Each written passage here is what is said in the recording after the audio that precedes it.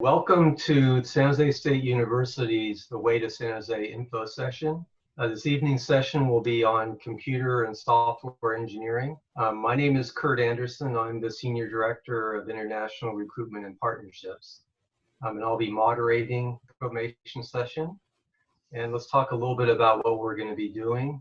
So in today's info session, you'll be hearing from José, who's the Department Chair for Computer Engineering, Dan Harkey, who's an advisor in software engineering, David Bruck, who's also an advisor but in computer engineering, Perinaz Artosti, who's the Director of International Student and Scholar Services, and I already mentioned myself. So without further ado, let's look at the agenda for today's meeting. First, we'll get an introduction to the Computer Engineering Department. We'll talk a bit about the strengths of the academic programs within the department. We'll get an overview of the software engineering degree, as well as an overview of the computer engineering degree. We'll talk a little bit about the Way to San Jose program and what that is. There'll be some frequently asked questions that we'll deal with, as well as issues of visas, CPT, etc. So without any more time, let's get into it. Let me introduce our first speaker, who is the chair of the Computer Engineering Department, Dr. José. Thank you, Kurt, for your introduction. My name is José. I want to thank everyone for attending the information session today with us. Let me start with a brief introduction to the department. The Computer Engineering Department offers 4 academic programs, bachelor's and master's in both computer engineering and software engineering. We are by far the largest department in the College of Engineering.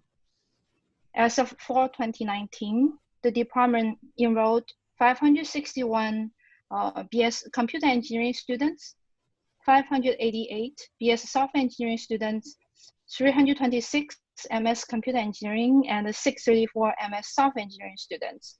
So we have a fairly big graduate program. We have 2 fairly big graduate programs. Now we understand that you do have other universities as your choices, and we want to explain why you should choose San Jose State University and the 2 graduate programs in the Computer Engineering Department to pursue your graduate education. San Jose State University is a highly reputable university in the best location for people who want to pursue their passion and pursue a career in computing and the technologies. SJSU is highly regarded by the Silicon Valley industry as the leading provider of engineering talents. As of 2015, San Jose State University is ranked #1 on the list of top feeder schools for Apple. And we're also #1 feeder school to Cisco. And we're #9 top feeder school for Facebook. And the list can go on and on. In 2015, Business Insider also ranked SJSU as #1 nationally among universities that are most likely to land you a job in Silicon Valley. And we are also doing really well in national rankings. In US News and the World Report, the college ranked #3 in the nation among public engineering programs offering bachelor's and master's programs. And the computer engineering is also a top-ranked program in the same university category. We were ranked #1 in 2014. And in other rankings, for example, LinkedIn University ranking, SJSU was #22, best graduate school for software developers. And the ranking includes top-tier research universities like Berkeley, Stanford, MIT, and so on. I also want to take a little bit of time to talk about our curriculum and the faculty talents. We are constantly told by employers in Silicon Valley that we are unique in our ability to create meaningful hands-on experience for our students. Our classes are constantly being developed in emerging areas, including embedded systems, big data, machine learning, artificial intelligence. And our faculty is also a very balanced mix of academics and the Silicon Valley engineering professionals. And many of them are our own alumni. With engineering professionals in our classrooms, and the rich network of alumni, you are more likely to extend your classroom learning experience with opportunities for internships in Silicon Valley. With a dedicated team of faculty and staff, the department has been really nimble to take advantage of opportunities and respond to challenges. We have stayed really current of technology evolutions. We have evolved our degree offerings with new specializations, most recently in cloud computing, cybersecurity, and data science. The department initially started with the degrees only in computer engineering, and we developed and added both bachelor's and master's software engineering programs into the department. And the department also has a rich network of connections with companies. We are offering special session degree programs in corporate settings. We understand the incredible challenges everyone is facing by COVID-19.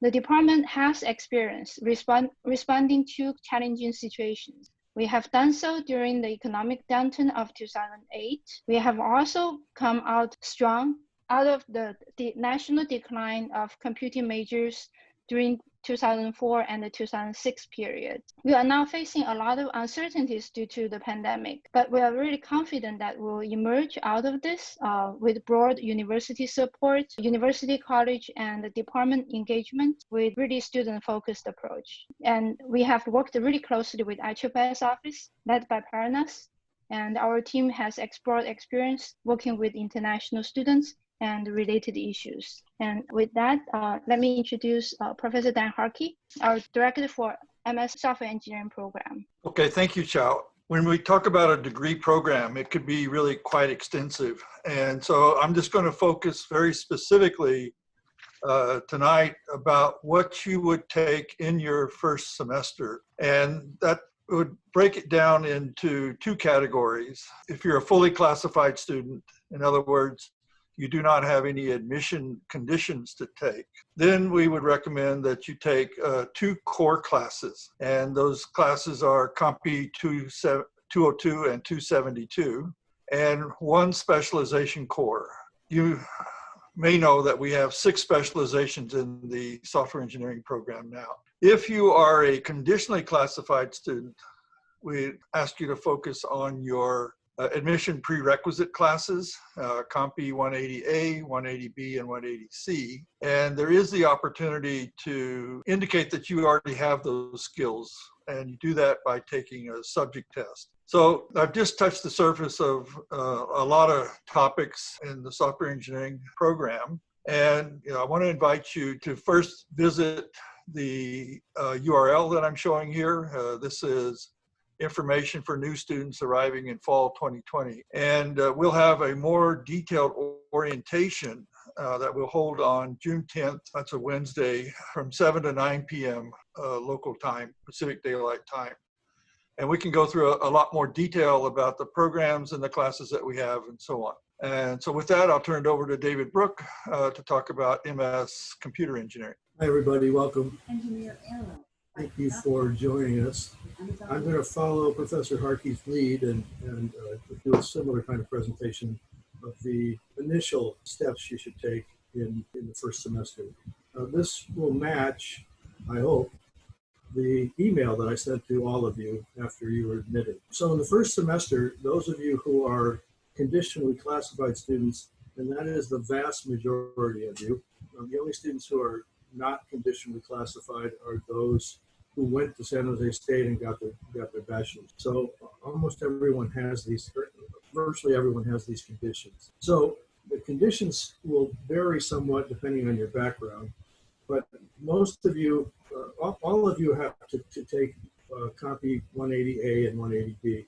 Excuse me, that shouldn't be B, that should be C.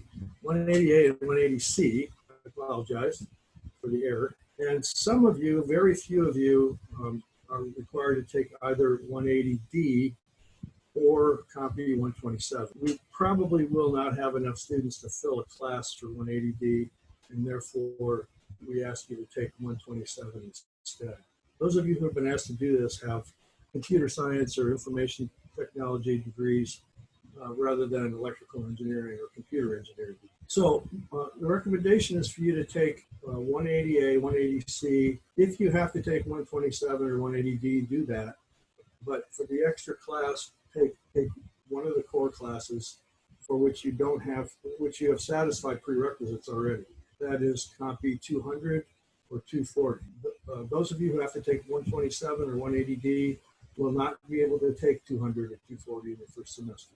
So it's imperative that you do that 127 class your very first semester. If you like, if there are problems with enrollment, you could always take CompE 294, which is a writing. Again, as with software engineering, we will provide you with the opportunity to challenge for a waiver of those courses by taking subject tests, and we'll make that available to you online. For those few of you who are classified, you have no conditions.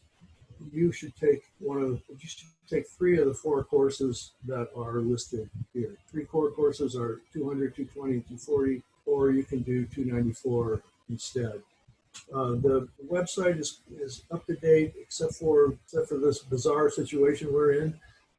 It's given by that URL there, and we will also hold a program orientation on June 11th, which is Thursday, in about 2 weeks, from 7 to 9 p.m. I hope you'll all join us. Thank you for listening.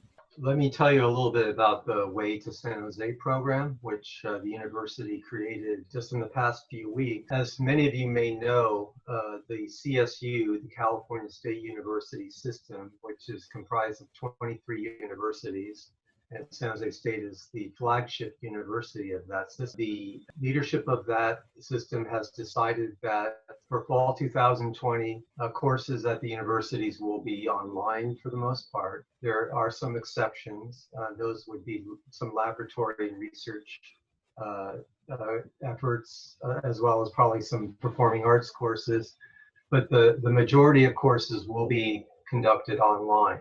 So the WaytoSanJose program is a way for the university to assure our students that by doing online courses in the fall, they will still have a on-ramp to joining us, hopefully in the spring of 2021, and continuing their education through to their graduation on time. We are very interested in students finishing their degrees in the allotted time for the degree program.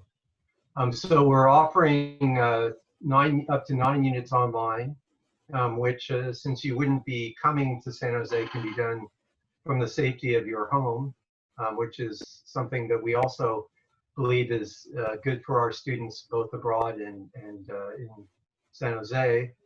And by doing that, of course, there would be no issues with visas or worries about travel or difficulties or challenges with living or housing expenses. And the full online orientation advising services, just about everything you would get if you were on campus would be available online. The courses will be presented in many cases live so that you would have direct communication with your faculty member. You'll also be recording some of these sessions so they are available at other times. And we estimate that by taking the courses at home, you'd probably save about $10,000 on living expenses in the fall, because Silicon Valley, as you well know, can be a fairly expensive place to live. I mentioned earlier that the 9 units online are what we hope that you would do, but of course you can do less than that if you wish. We just would very much like you to get started on your education and join us at San Jose State University. You will of course be able to access some of the information you've gotten here already and talk to your advisors, go through orientations, which you'll hear about in a minute. And because we are located in Silicon Valley, one of the things we like to point out about this program is, in addition to the coursework and the access to faculty, you will also be able to attend online career fairs and career center activities, other online activities that may be sponsored or conducted by your department. And as always, you may have visitors from Silicon Valley companies to lecture in some of the courses. And these are advantages that other universities cannot provide you, even if you were there in person on campus.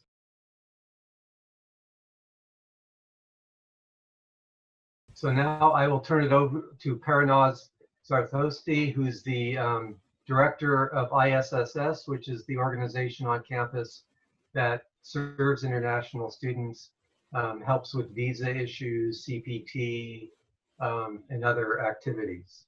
Parnaz. Thank you, Kurt. So I just want to say welcome to all of you and congratulations for being accepted into this wonderful program at SJSU.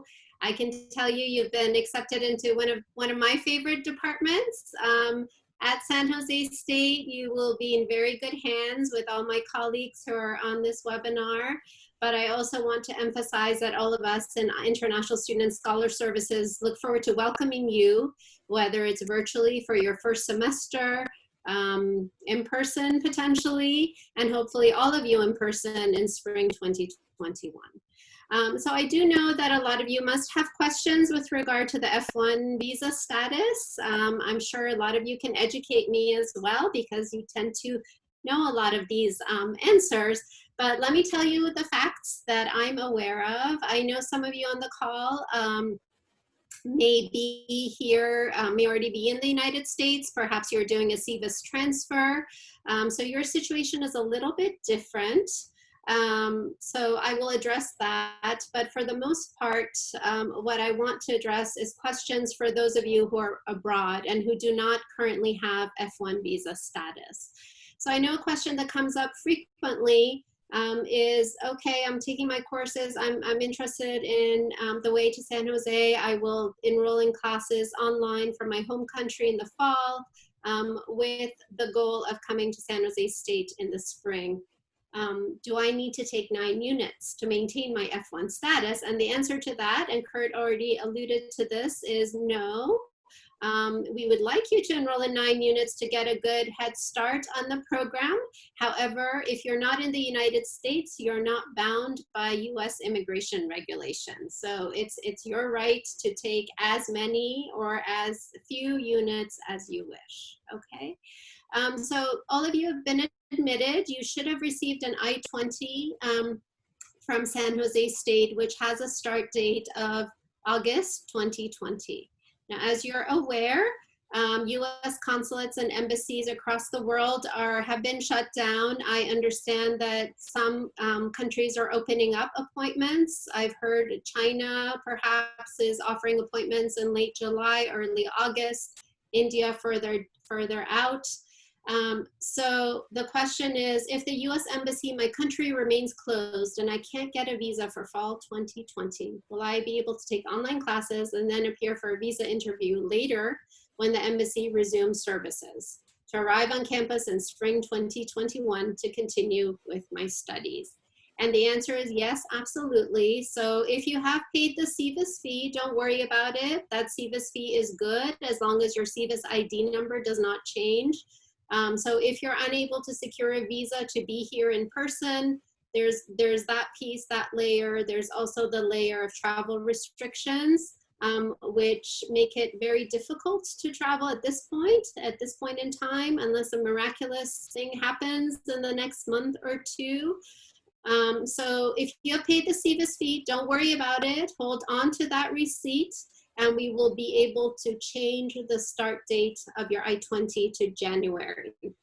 Okay, so it'll be a CVIS deferral, not an admissions deferral. So you will enroll in online classes and be considered a matriculated student at San Jose State for fall 2020.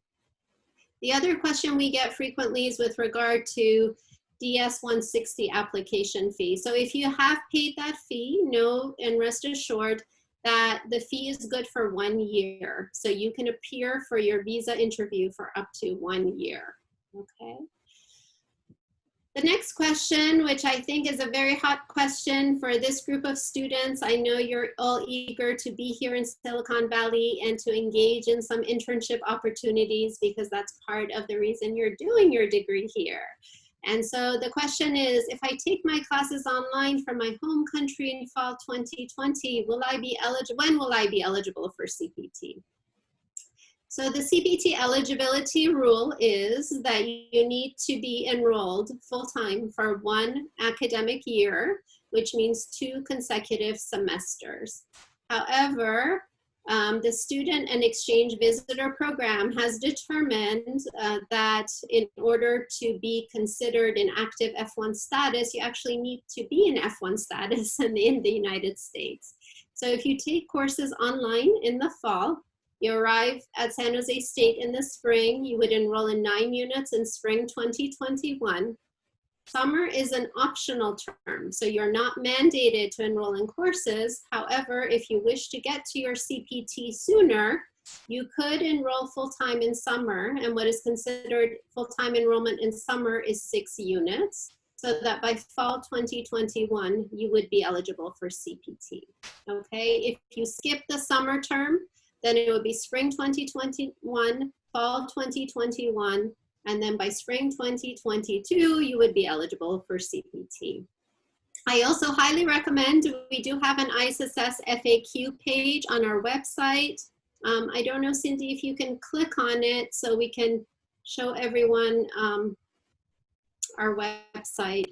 There we are, perfect. So we do have a COVID-19 FAQ for all of our new students. It's on our website. If you're not familiar with our website, I highly recommend that you check it out. You can find this under the resources tab on our website.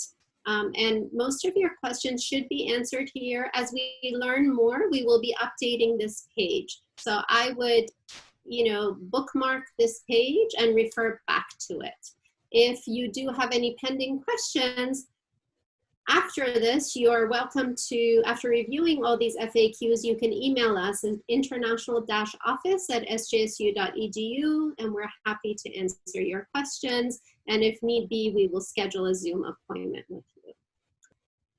All right, so I also want to emphasize, how will ISSS support me if I start my program outside of the United States? So ISSS is committed to supporting you not only with your immigration needs, but most importantly to help you with the acculturation process and help you fit into the San Jose State community. So all international students, I should say all graduate students attend a graduate student orientation. In addition to the graduate student orientation, there is the department orientation, which was specified by both David and Dan.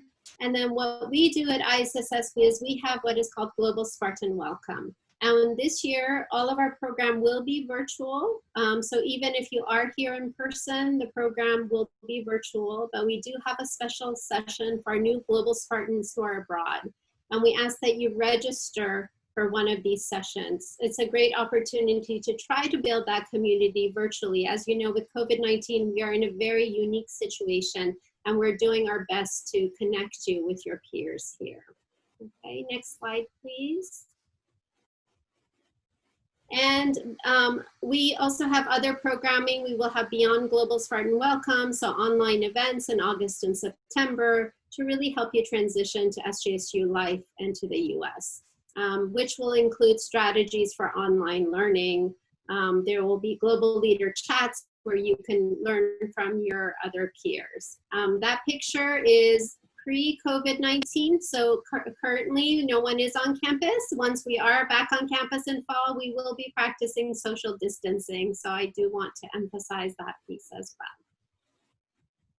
well. Okay, next slide, please. And there's all the contact information. Ours is the second one, so international-office@sjsu.edu.